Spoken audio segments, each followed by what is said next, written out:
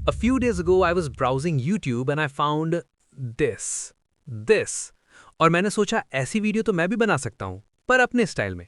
तो welcome back. आज हम करने वाले हैं एक ultimate ranking of Indian prime ministers, लेकिन थोड़ा अलग स्टाइल में। कौन था केयर टेकर, कौन था क्राइसिस हीरो, कौन ने इंडिया का गेम परमानेंटली चेंज किया, सब कुछ मिलेगा यहाँ। चलो शुरू करते हैं ये पॉलिटिकल रोलर कोस्टर राइड। पर उससे पहले ये रैंकिंग और ओपिनियंस बेस्ड हैं historical analysis, economic impact, governance outcomes और नेशनल इन्फ्लुएंस पे। ये पॉलिटिकल आइडियोलॉजी या पार्टी प्रेफरेंस पे बेस्ड नहीं है। हर पीएम के अचीवमेंट्स और कंट्रोवर्सीज दोनों को फेयरली कंसिडर किया गया है। मतलब रिस्पेक्ट सबको है, लेकिन रैंकिंग प्योरली इम्पैक्ट और लेगेसी के बेसिस पे है।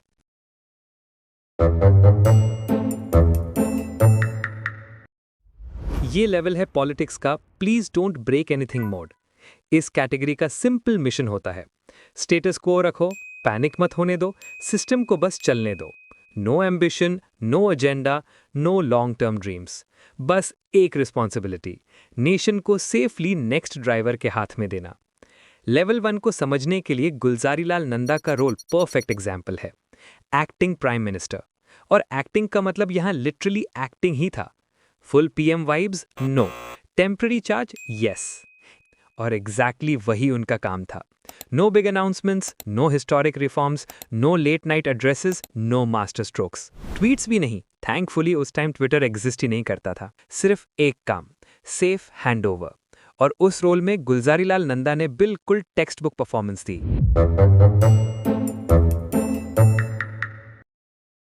ये वो जोन है जहां प्रॉब्लम आदमी नहीं होता, प्रॉब्लम होता है टाइम। यहां लीडर्स आए, कुर्सी संभाली, क्राइसिस फेस की। टेन्योर इतना छोटा था कि लेगेसी लिखने का फॉन्ट ही लोड नहीं हुआ। टियर 2 के पीएम्स को समझना हो तो एक रूल याद रखो, ये परफॉर्मेंस रिव्यू वाला जॉब था, लॉन्ग टर्म प्रोजेक्ट वाला नहीं। पावर मिली पर प्लानिंग को रनवे नहीं मिला। सोच थी, इंटेंट था, काम करने का प्रेशर भी था, पर एग्जीक्यूशन का कैलेंडर ब्लैंक रहा। इस टीयर के पीएम्स मोस्टली क्राइसिस मोड में काम करते दिखे। कभी इकोनॉमिक कोलैप्स का प्रेशर, कभी पॉलिटिकल इंस्टेबिलिटी, कभी कोalition का ड्रामा। जैसे चंद्रशेखर के टाइम गवर्नमेंट चलाना कम, सिस्टम को गिरने से बचाना ज्यादा इंपॉर्टेंट था। फॉरेन रिजर्व्स लो, पॉलिटिकल सपोर्ट शेकी और ऊपर से डेली सर्वाइवल मोड। ऐसे सिनेरियो में कोई बोल्ड रिफॉर्म एक्सपेक्ट करना वैसे ही अनफेयर होता है। Result, damage control done but nation building का ब्लूप्रिंट पेंडिंग ही रह गया। फिर आते हैं वो लीडर्स जिनके पास विजन क्लियर था पर मैंडेट अनक्लियर। चरण सिंह जैसे पीएम्स का केस वही था। रूरल फोकस, फार्मर्स के लिए जेन्युइन इंटेंट, पॉलिसीज के आइडियाज रेडी, पर जब बैकिंग ही सॉलिड ना हो तो पीएम ऑफिस प्लानिंग रूम बन जाता है, एग्जीक्यूशन फ्लोर नहीं। पावर का टेस्ट मिला पर बाइट लेने से पहले प्लेट ही उड़ गई। 23 दिन में रिजाइन करना क्लियरली फेलियर ऑफ इंटेंट नहीं था, फेलियर ऑफ नंबर्स था। और यही टीयर 2 का सबसे बड़ा ट्रेजेडी एंगल है। ये पीएम्स इनकॉम्पिटेंट नहीं थे, ये पीएम्स लेजी नहीं थे, बस टाइम प्लस पॉलिटिकल स्टेबिलिटी का कॉम्बो मिसिंग था।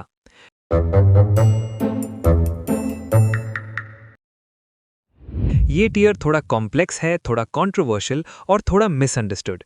यहां लीडर्स ने हिस्ट्री मूव की पर स्टेबिलिटी लूज हो गई। मतलब आइडियाज पावरफुल थे, इंपैक्ट डीप था, पर गवर्नेंस का स्टीयरिंग व्हील थोड़ा हिलता रहा। टीयर 3 को एक लाइन में समझो तो देश को नया डायरेक्शन मिला पर स्मूथ रोड नहीं।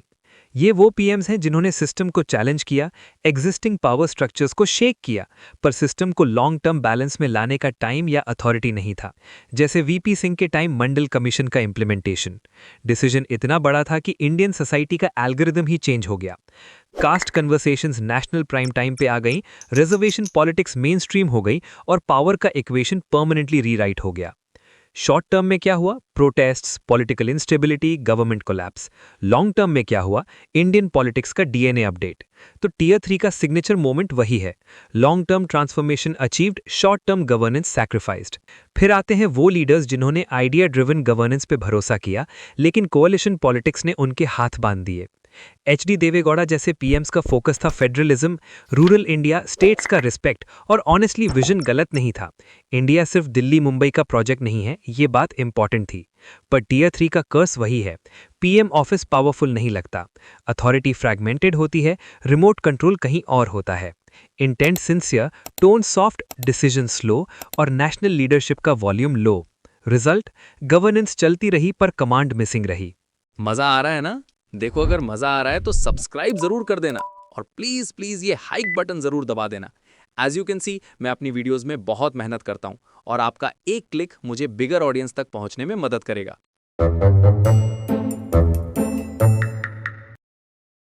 ये टियर उन पीएम्स का है जिनके पास कैरेक्टर हैवी था, डिसीजन मेकिंग में क्लैरिटी थी और क्राइसिस के मोमेंट पे बैकबोन सॉलिड था। पर प्रॉब्लम वही पुरानी, टेन्योर इतना छोटा कि सिस्टम ने बोला लीडर अच्छा है पर अपग्रेड अभी नहीं। टीयर 4 के लीडर्स हिस्ट्री के हीरो सीन्स में शाइन करते हैं। वॉर, इमरजेंसी, डेमोक्रेटिक रीसेट, ये लोग स्क्रीन पे आए, सीन स्टील किया, पर पूरी मूवी डायरेक्ट करने का टाइम नहीं मिला। इस टीयर का गोल स्टैंडर्ड तब दिखता है जब लीडरशिप शोर नहीं सब्सटेंस पे चलती है। लाल बहादुर शास्त्री जैसे पीएम्स का एरा प्रूफ है। नाम सिंपल, प्रेजेंस हम्बल, पर स्पाइन प्योर स्टील। नेहरू के बाद का ट्रांजिशन, एक्सपेक्टेशन स्काई हाई और ऊपर से 1965 का वॉर, प्रेशर कुकर सिचुएशन, और फिर भी स्टाइल क्या था? No chest thumping, no unnecessary press drama, बस काम। जय जवान जय किसान सिर्फ एक स्लोगन नहीं था, वो नेशनल माइंडसेट का सॉफ्ट रीसेट था। आर्मी और फार्मर्स को एक इमोशनल फ्रेमवर्क में लाना, ये लीडरशिप का एडवांस्ड वर्जन होता है। वॉर हैंडल हुआ, फूड क्राइसिस फेस हुई, नेशन को कॉन्फिडेंस मिला। पर टीयर 4 का कर्स अगेन, टाइम। 19 मंथ्स में आप कैरेक्टर दिखा सकते हो, सिस्टम ओवरहॉल नहीं। लीडर सॉलिड था पर टेन्योर ट्रायल वर्जन जैसा था, हिस्ट्री एक्सटेंशंस नहीं देती। और फिर टीयर 4 का दूसरा flavour, moral cleansing after chaos.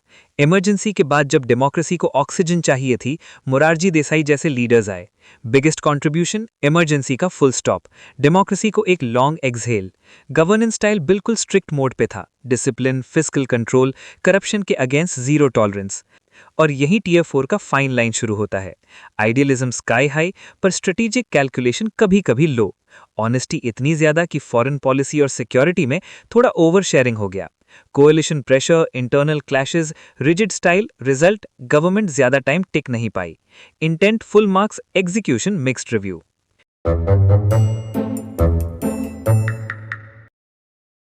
ये वो जोन है जहां परफॉर्मेंस रिपोर्ट कार्ड शाइनी है, नंबर्स चमकते हैं, ग्लोबल ऑडियंस क्लैप्स करती है, पर फुटनोट्स पढ़ना मत भूलना।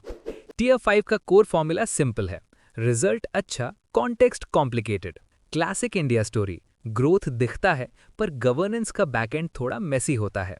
इस टीयर में लीडर्स ने इकोनॉमी को पुश दिया, इंस्टीट्यूशंस को एक्सपैंड किया और इंडिया को ग्लोबल मैप पे विजिबली अपग्रेड किया। पर पॉलिटिकल कंट्रोल और कंटिन्यूटी पूरी तरह उनके हाथ में नहीं थी। इसका सबसे क्लीन एग्जाम्पल दिखता है मनमोहन सिंह के एरा में।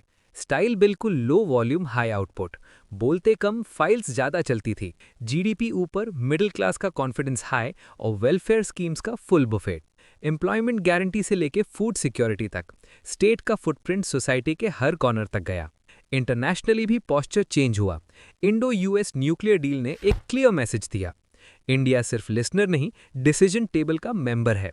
स्ट्रेटेजिक रिस्पेक्ट मिला, फॉरेन पॉलिसी का स्वैगर क्वाइटली अपग्रेड हुआ। और फिर आया एक democratic game changer, RTI act. Public के हाथ में रिमोट आ गया, सरकार से सवाल पूछना ऑफिशियली लीगल हुआ, डेमोक्रेसी का वाईफाई पासवर्ड लोगों को मिल गया। टीयर 5 का बट हमेशा हैवी होता है। कोएलिशन सेटअप का मतलब पीएम केपेबल पर स्टीयरिंग व्हील शेयर्ड। अलाइज का pressure, decision delays, policy paralysis wives और ऊपर से स्कैम्स का all you can eat counter. Signal गया वीक। पब्लिक ने पूछना शुरू किया, ग्रोथ हो रही है पर कंट्रोल कौन कर रहा है? इमेज एक ऑनेस्ट प्रोफेसर की थी, पर पॉलिटिकल क्लासरूम में नॉइज बहुत ज्यादा था। लेगेसी रिस्पेक्टेड रही पर पेडेस्टल पे नहीं चढ़ी। और फिर टीयर 5 का दूसरा flavour, raw potential plus early vision. Rajiv Gandhi का एरा उसका परफेक्ट केस है। जब देश लैंडलाइन पे अटका हुआ था, विजन टेलीकॉम, कंप्यूटर्स और आईटी का था। ब्यूरोक्रेसी को टेक फ्रेंडली बनाना, मॉडर्न इंडिया का ब्लूप्रिंट बनाना, बंदा जेन्युइनली अहेड ऑफ टाइम था। आज का डिजिटल इंडिया अगर एक मूवी है तो राजीव गांधी उसका टीजर था। पर टीयर 5 का प्लॉट ट्विस्ट यहीं आता है।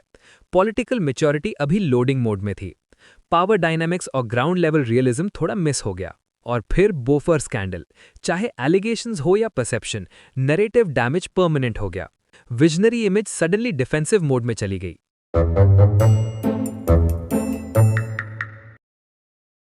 ये वो लीग है जहां लीडर्स ने देश को सिर्फ मैनेज नहीं किया, डायरेक्शन दी, पॉस्चर चेंज किया और हिस्ट्री बुक्स में फुल चैप्टर्स लिखे। Big moves, bold calls, long term impact, पर साथ में कुछ हैवी डिस्क्लेमर्स भी फ्री मिले। टियर 6 का डीएनएस सिंपल है, स्ट्रेंथ अनडिनाएबल, परफेक्शन मिसिंग। ये लीडर्स ग्रेटनेस के साथ बैगेज भी लेके आए। इस टियर का सबसे क्लासी एग्जाम्पल दिखता है जब लीडरशिप पावर के साथ रिस्ट्रेंट दिखाए। अटल बिहारी वाजपेयी के एरा में वही फील आती है। रेयर कैटेगरी के पीएम जिनको ऑपोजिशन भी बोले हम डिसएग्री करते हैं पर रिस्पेक्टफुल है। सबसे डिफाइनिंग मोमेंट क्या है? इंडिया का ऑफिशियली न्यूक्लियर वेपन स्टेट बनना। पोखरण 2 के बाद मैसेज क्रिस्टल क्लियर था, हम सॉफ्ट स्पोकन हैं पर सॉफ्ट नेशन नहीं। सैंक्शंस आए, ग्लोबल प्रेशर बना, पर लीडरशिप काम मोड में रही। पैनिक नहीं, पॉस्चर स्ट्रांग। इंफ्रास्ट्रक्चर के फ्रंट पे भी टियर 6 वाइब्स फुल ऑन थी। गोल्डन क्वाड्रिलैटरल ने पहली बार लोगों को रियलाइज करवाया कि अच्छा, रोड्स ऐसे भी हो सकती हैं। टेलीकॉम रेवोल्यूशन ने मोबाइल फोन्स को लग्जरी से नेसेसिटी बना दिया। कनेक्टिविटी का एंटायर सीन ही फ्लिप हो गया। Foreign policy mature, governance dignified और एक पीएम जो पोएट्री लिखता था, टोटल क्लास एक्ट। पर टियर 6 का रूल ये है, pause and inspect. Structural reforms का डेप्थ उतना डिसरप्टिव नहीं था जितना नेहरू या नरसिम्हा राव के टाइम पे दिखा। फाउंडेशन स्ट्रांग थी पर ब्लूप्रिंट को पूरी तरह से रीड्रॉ नहीं किया गया। अटल जी ने ज्यादातर एग्जिस्टिंग स्ट्रक्चर पे फ्लोज ऐड किए, सिस्टम को जीरो से रीबिल्ड नहीं किया। इसलिए tier 6 powerful, impactful but not maximum disruption. और फिर टियर 6 का opposite extreme, raw authority, centralised power. Indira Gandhi के एरा में लीडरशिप का मतलब था डिसीजन पहले, डिस्कशन बाद में। 1971 वॉर एक टेक्स्ट बुक मोमेंट था। Military precision plus diplomatic timing is equal to Bangladesh creation. South Asia का पावर इक्वेशन परमानेंटली रीराइट हो गया।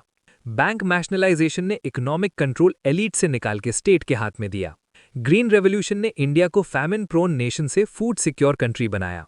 इम्पैक्ट मैसिव था, नो डिबेट। स्ट्रॉन्ग स्टेट का मतलब था government everywhere, command tight, authority centralised, control absolute. पर यहीं टियर 6 का सबसे हैवी बट एंटर करता है, इमरजेंसी। एक वर्ड जो अचीवमेंट्स के ऊपर परमानेंट एस्टेरिस्क लगा देता है। Civil liberty suspended, press muted, opposition jailed. Democracy literally pause पे चली गई। चाहे बाकी अचीवमेंट्स कितनी भी बड़ी हो, इमरजेंसी का स्टेन इरेज नहीं होता। पावर का ओवरयूज, अथॉरिटी का ओवरडोज, हिस्ट्री यहीं पे अनकंफर्टेबल हो जाती है।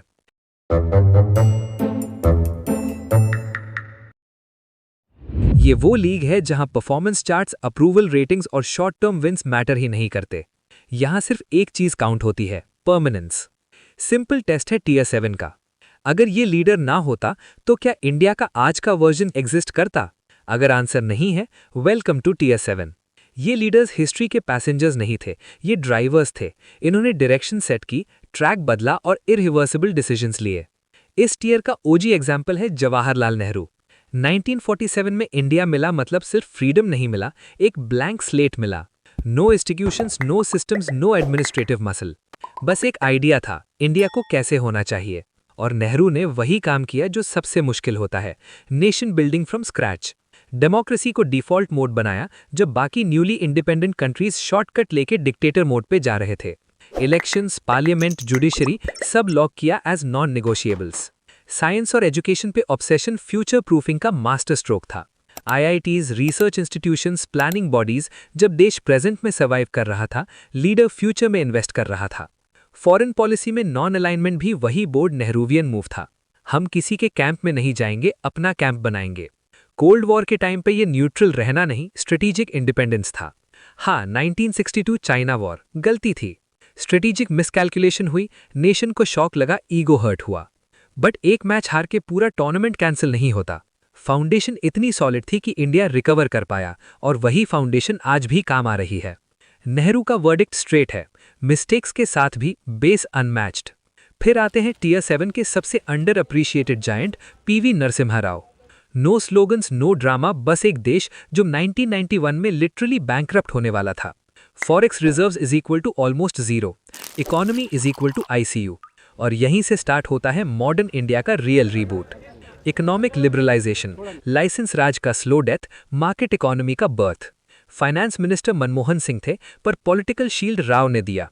रिस्क उनका था, बैकलैश उनका होता। ऑपोजिशन, यूनियंस, आइडियोलॉजी सब अगेंस्ट थे। फिर भी डिसीजन लिया गया। इस एक शिफ्ट ने इंडिया को इररिवर्सिबल ट्रैक पे डाल दिया। प्राइवेट सेक्टर एक्सप्लोड हुआ, मिडिल क्लास ग्रो हुई, ग्लोबलाइजेशन का गेट परमानेंटली खुल गया। राव फ्लैशी नहीं थे, हेडलाइन फ्रेंडली नहीं थे, पर ट्रांसफॉर्मेशनल थे। हिस्ट्री शायद उनको कम याद करती है, पर इंडियन इकोनॉमी उनको रोज थैंक यू बोलती है। और अब करंट एरा का सबसे डोमिनेंट, सबसे डिबेटेड फिगर नरेंद्र मोदी। यहां न्यूट्रल रहना टफ है, पर स्केल इग्नोर करना इम्पॉसिबल है। गवर्नेंस को लिटरली स्केल पे ले जाया गया। Highways, infra push, electricity, toilets, housing, delivery का वॉल्यूम और स्पीड दोनों चेंज हुए। पर रियल टियर 7 मार्कर ये है systems, not just schemes. Aadhaar, UPI, DBT ये वेलफेयर टूल्स नहीं, डिजिटल पब्लिक इंफ्रास्ट्रक्चर हैं। इंफ्रास्ट्रक्चर प्लस टेक्नोलॉजी का कॉम्बो गवर्नेंस का ऑपरेटिंग सिस्टम ही बदल देता है। ग्लोबल ब्रांडिंग भी नेक्स्ट लेवल पे गई है। इंडिया का पीएम अब सिर्फ डिप्लोमेटिक रूम्स में नहीं, ग्लोबल हेडलाइंस में होता है। इलेक्टोरल डोमिनेंस क्लियर है, repeat mandates, narrative control, political centrality. Criticism of course, centralisation debates, institutional balance के क्वेश्चंस, ऑपोजिशन स्पेस, ये सब वैलिड और नेसेसरी डिस्कशंस हैं। पर टीयर 7 का क्राइटेरिया सेंटिमेंट नहीं, इररिवर्सिबिलिटी है। और मोदी एरा के सिस्टम लेवल चेंजेस को रिवर्स करना ईजी नहीं है।